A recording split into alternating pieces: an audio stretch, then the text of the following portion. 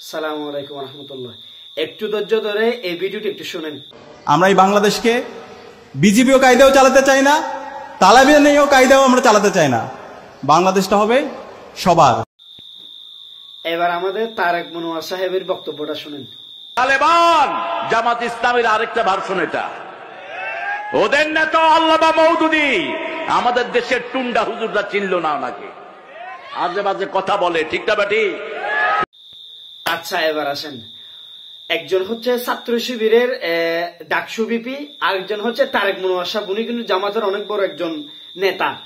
তাহলে ইনি বলতেছে তালেবানের করবে না, তালেবানের শাসন কায়েম হবে না বাংলাদেশে।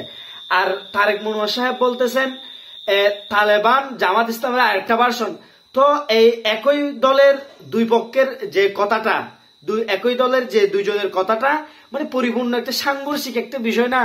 এখানে কিন্তু আমি খুব মজা নিচ্ছি, আপনারাও মজাটা নিতে পারেন।